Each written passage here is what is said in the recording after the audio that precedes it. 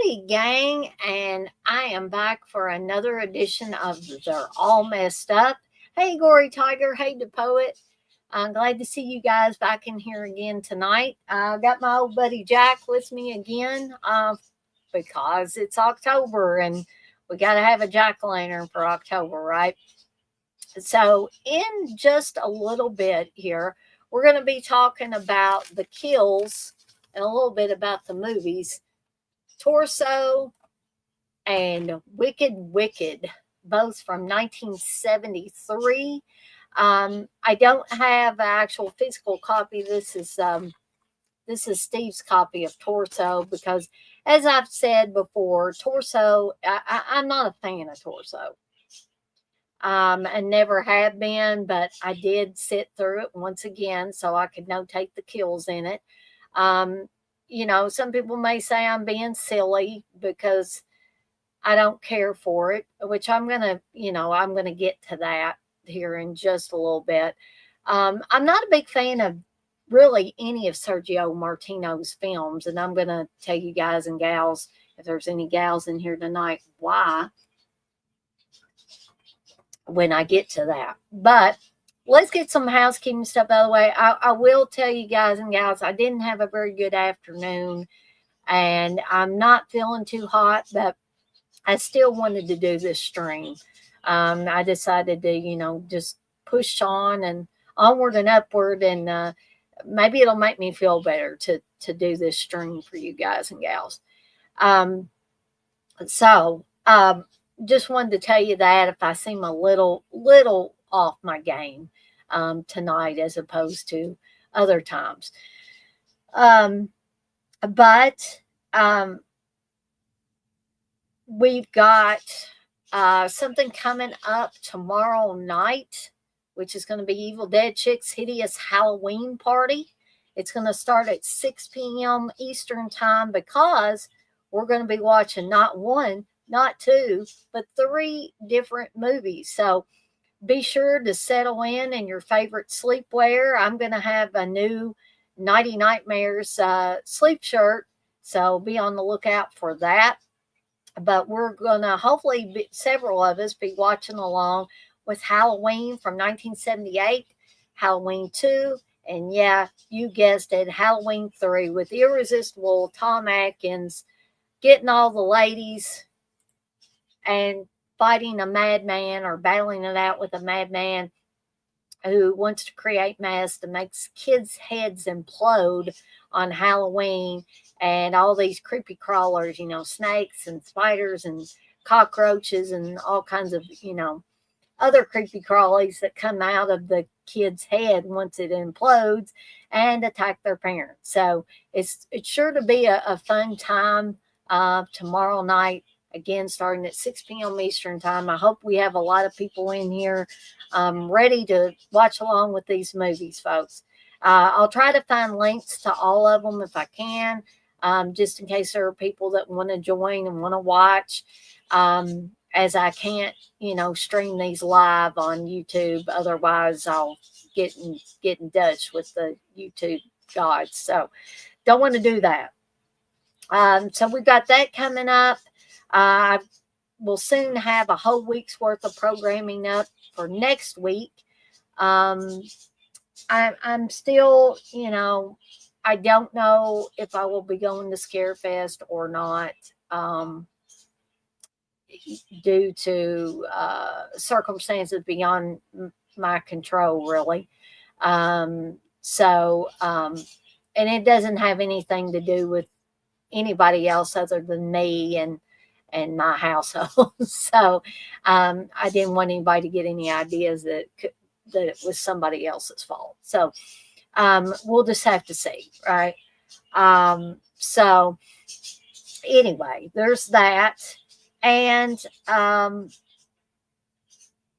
yeah, I think that's all for housekeeping stuff right now, other than to let you know to make sure to go over to deaditesondeck.com, my horror shop, and check out all the new designs that you can have not only put on t-shirts, but hats and tote bags and mouse pads and what have you. I also have scented candles and blended teas, Booga Booga Bears, Pyro plushies, all that good stuff. So check it all out at deaditesondeck.com, my horror shop. I don't have the QR code up tonight because I'm probably going to be giving a rating to these movies that I'm going to be talking about.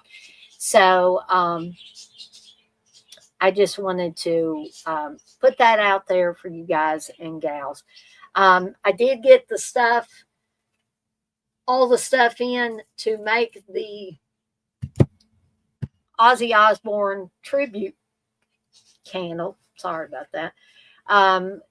That's going to be called Prince of Darkness, and it's going to be created with dragon's blood, wax melts, and juniper berry fragrance oil. So it's going to be kind of woodsy type of sweet scent, which I thought was good for the Prince of Darkness candle. So look for those to be coming soon, to be available on the Deadites on Deck horror shop at deaditesondeck.com. And also, if you're not a horror fan, or even if you are a horror fan and you don't see exactly what you want on my shop site, let me know. There's a handy dandy form on the homepage of the shop site that you can let me know what kind of design you so desire. Now, if you're not a horror fan, never worry about that. I do custom work. So if you have a business or side business, you got a friend or family member that's got a business or side business, and you want to get some nifty logos on hats and t-shirts and maybe mouse pads and all that good stuff, let me know what it is that you need. And if you buy them in bulk, I will give you a discount. And guess what? We also have a flat rate of shipping that's $6 shipping, where you buy 1, 10, 15, 25, 50 items. It does not matter. So in addition to that, when you buy logos and stuff to be put on shirts, if you buy multiple items, if you buy them in bulk, you're going to get an extra discount there. So I just wanted to let you guys and gals know all about that. And now, before we get to the movies, I just want to remind you guys and gals that there are several different ways. As much as I appreciate the super chats and the super stickers and people joining my channel and people joining the Patreon, as much as I appreciate that, and I do, I know that especially in this day and age, not everybody is made out of money, right? So I'm going to tell you about several different ways that you can support me and the channel and get me up in the algorithms of YouTube. Whatever that is, it's a thing, but I don't know how it works fully, okay? And help me get to my next milestone of 1,000 subscribers. I think, unless I've lost any, I'm 5 away from that 1,000 subscriber milestone. So just 5 more and I'll be to that milestone that I've set for myself. Okay. So how can you do that? Well, if you haven't subscribed yet and you've been kind of dancing around subscribing, now is a fantastic time to subscribe. And nobody's taken me up on this yet. But from now until Halloween, October 31st at 11:59 p.m. Eastern Time, I am having a giveaway entry. And first of all, you got to subscribe and you have to let your channel name or channel handle or screen name be visible to me. I don't even know how you hide it, but apparently some people do hide it, right? And then you have to go to the video where I announced the giveaway and comment and give the same screen name or channel handle that you subscribed under, because I know people have sometimes they have multiple channels, right? So I'm going to do y'all a solid, right? Sorry about that, if y'all were able to hear that. I'm going to copy and paste the link to that video so you don't have to go hunting for it. So you just comment and put the same channel handle or screen name that you subscribed under, and you are entered. Now, if I have anybody enter, if I have several people, then come November 1st, I will do a live stream and I will draw 3 names out for each of the 5 movie prize packs. They are Blu-rays, no 4Ks, no DVDs in there. They have been pre-played, but they all play beautifully, folks. And if you don't want to keep all of them, hey, you don't have to tell me about it. You can trade them in for something that you would like more. You could trade them all in for something that you would like more, right? All right. So I just wanted to let you guys and gals know about that too. So, like I said, if you've been dancing around whether you should subscribe or not, now is a fantastic time to do that, because you've got, a chance to be entered into this giveaway and win a cool prize pack. Okay.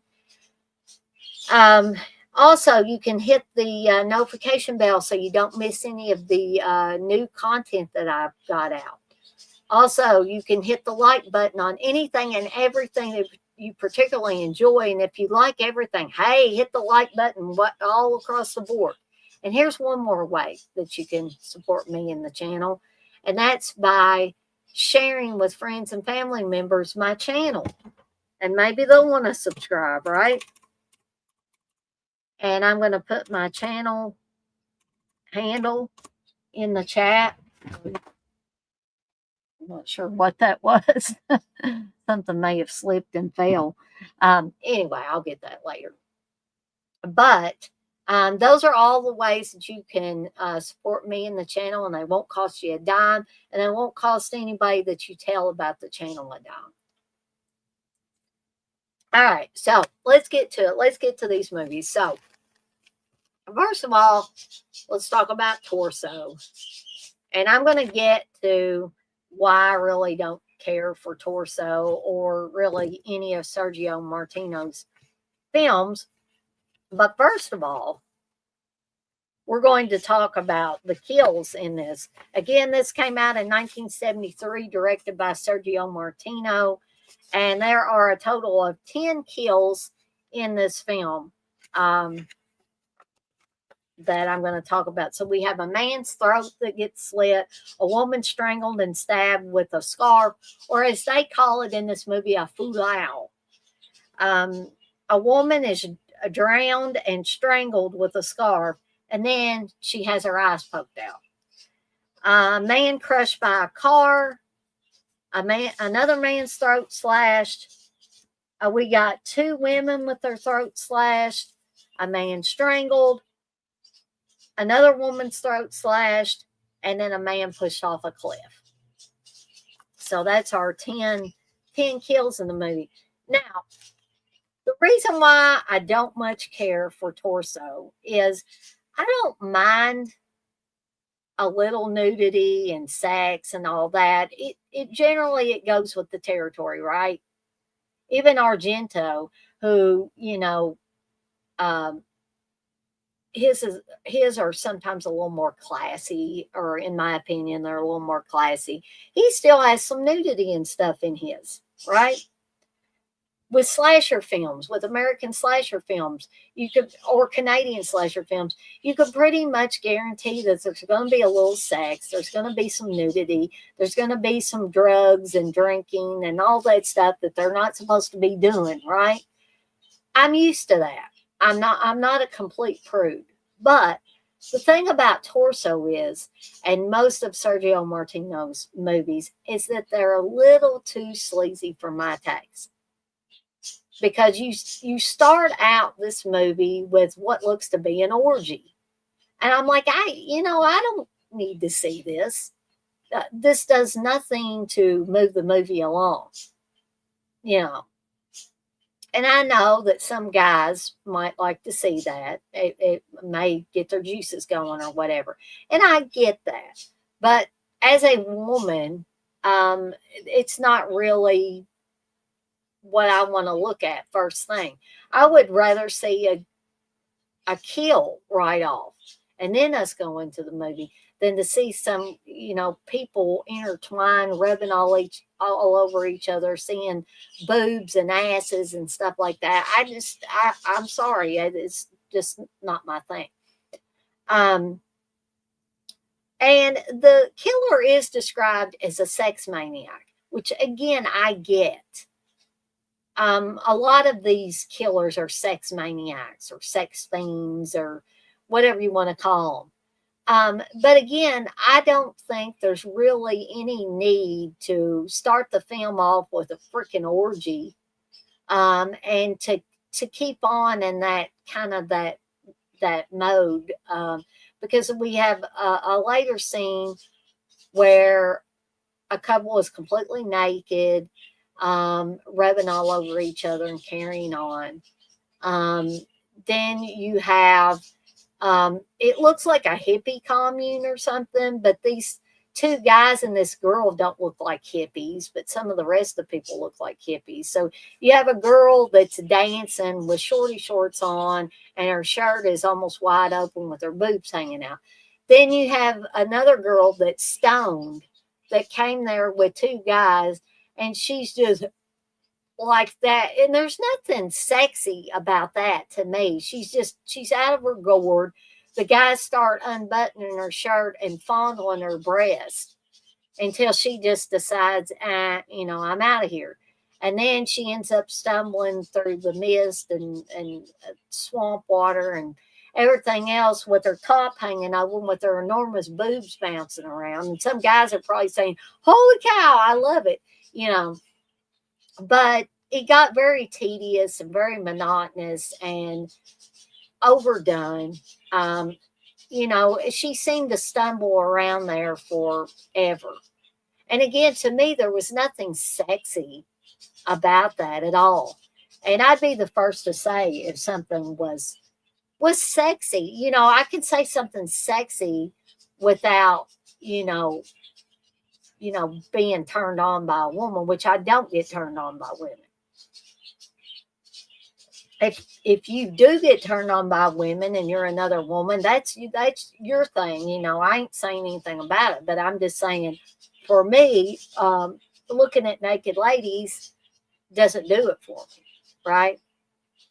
So, so you have all of these different scenes. You have a lesbian sex scene in there and everything. It's just too much, folks. Just too much. And if I'm remembering correctly, Martino does this in just about every film he ever made. And it says there's copious levels of violence, sleaze. They're not shy about saying it. But people look at me like I put my clothes on sideways whenever I say, they're like, "What's wrong with you, Dana? Why can't you, loosen up a little? It's just, it's just a movie." But honestly, folks, I've seen a lot better movies that have less of this stuff in them than this movie. Okay. So still, even watching this for a third or fourth time, I'm still not a fan of. Okay. If some of you guys and gals out there love it, hey, I ain't gonna say anything about it. Now, the kills are decently done in this. And I like that. And that's probably about the only thing that I do like. But you also have, here's the other thing that I don't like. Susie Kendall's character, I like her character fairly well in the movie. But she ends up going to this villa or whatever with a bunch of her friends. And she ends up falling down the steps early on and spends the majority of this movie upstairs. And, they call it kind of a tense cat and mouse thing. And I guess to some extent it is once the killer has killed off everybody else and he's trying to get her. I guess it is. But it just seems, pointless to me that one of the better characters and better actresses in the film, you relegate her to an upstairs bedroom because she's fell down the steps and broken or sprained her ankle. Why would you do that? I guess because she was the only one that wasn't, either fooling around with another woman or fooling around with a man and getting naked. So, I don't know if Susie Kendall had some kind of clause in her contract or something that, hey, I'm not going to get naked. And Martino said, well, screw you then. We're going to have you injured early on. We're going to put you up in the bedroom. But the kills are good in it. They're decent. But the overall film, just no amount of good gory kills can make up for this ultra sleaziness that I don't think needs to be in the film. It doesn't need to be in the film to get people to watch it. Because I'm telling you, folks, guys and gals are going to watch this regardless of if there's a ton of nudity in it. And why? If they're horror fans or they're Giallo fans or slasher fans or what have you, they're still going to watch it. Because, hey, I still watch it. Even though I don't like all the abundance of sleaze in it, I still watch it for the kills. I just don't watch it very often. So if I was to, I'll get off complaining about that. If I'm going to give it a rating, I'm going to give it 3 deadites out of 5, and that's only for the kills in it and the look of the killer. I like the look of the killer. It's creepy. But that's about all I can give it as far as that goes. And that is Torso. Now, the next movie, I don't actually have a physical copy of it, but this is for Wicked Wicked. And it has Tiffany Bowen in it. And the killer in this one has a pretty cool mask. And there's not a lot of kills in this one. Again, this one was from 1973 as well, directed by Richard L. Bear. We have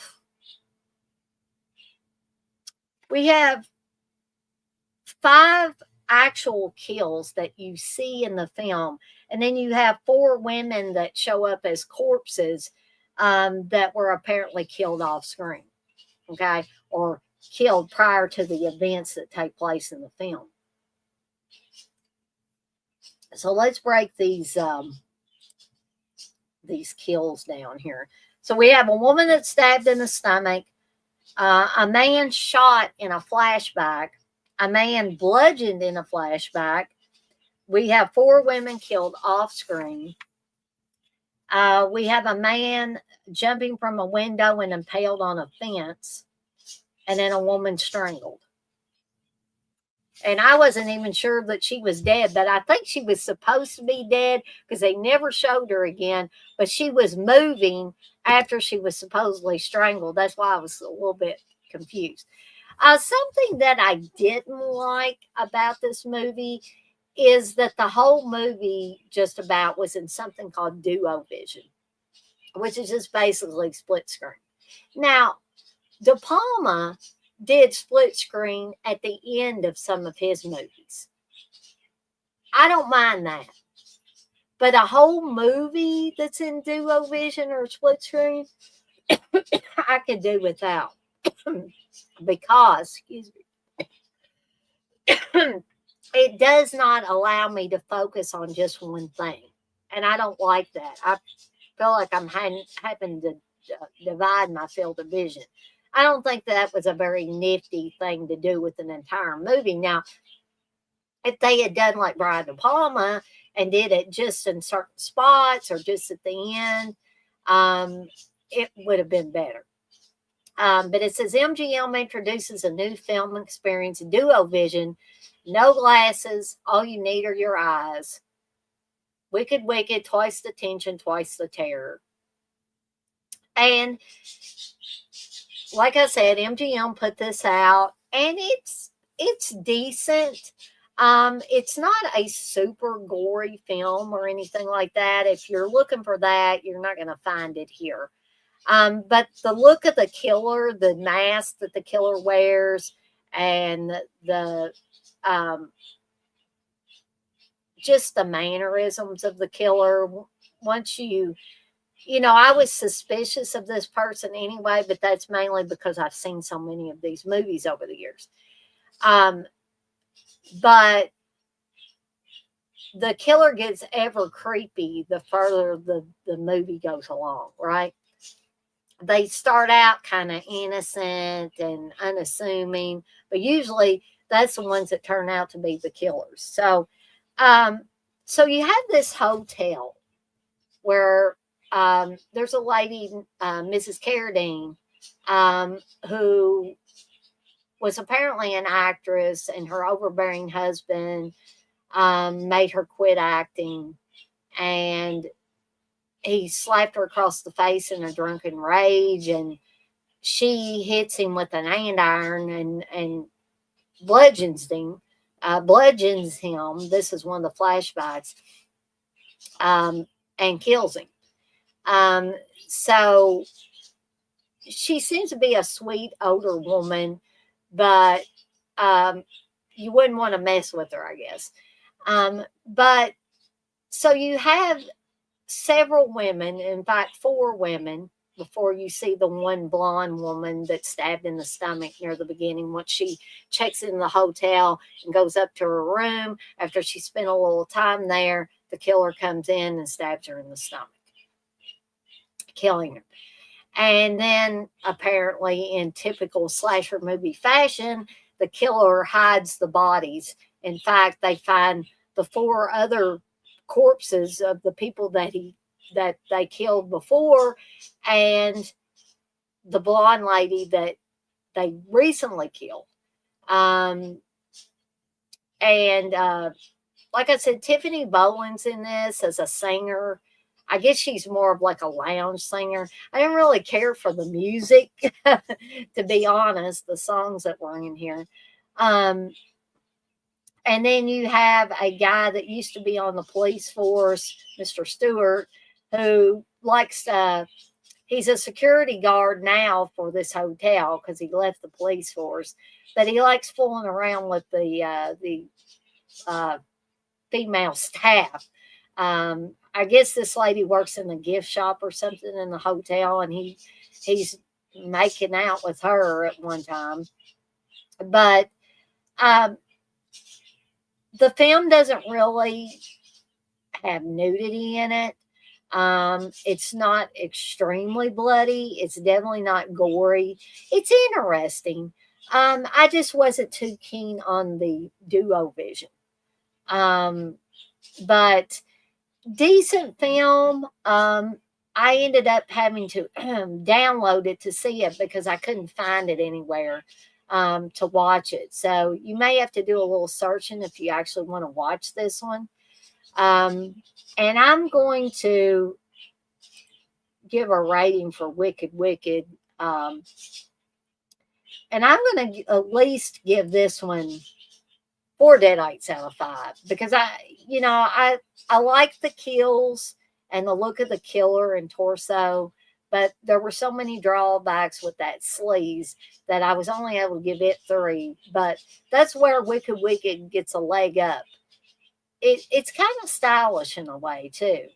Um, so I would say if you can locate it, give it a try. Um, and some of you again may be saying, Dana, boy, you're way too picky about the sex and the sleaze and stuff in these movies. And that's okay if that's, how you feel about it. But, I just want to be real about this stuff. And I want to be real about my feelings about the films. And I'm not going to tell you just for the sake of people not getting agitated with me to tell you that I love something when I didn't, right? And I'm going to explain why I didn't love something if I don't.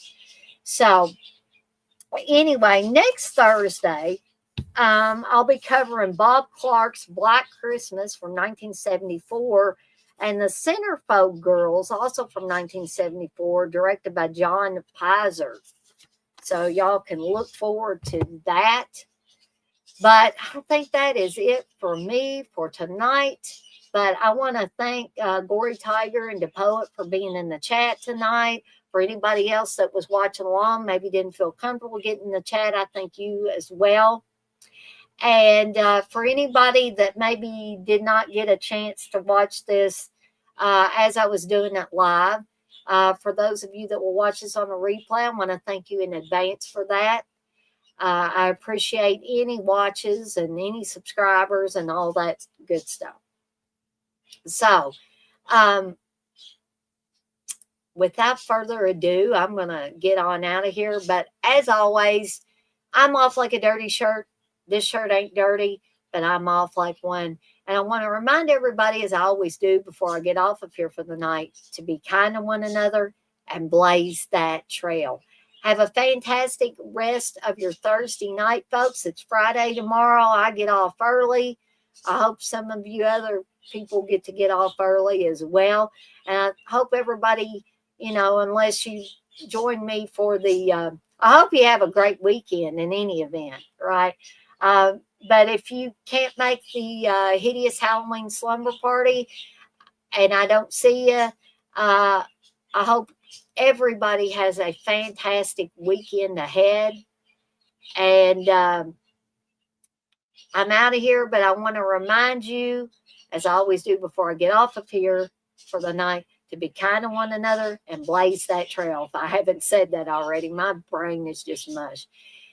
And don't forget to blast some Aussie and try your best to live the Aussie way. And what do I mean by that? I mean, don't stay stuck in the past, folks. That does nobody any good. Stay in the present, move forward into the future, and never, ever give up on your dreams. I love each and every one of you guys and gals out there, and I'll see everybody next time.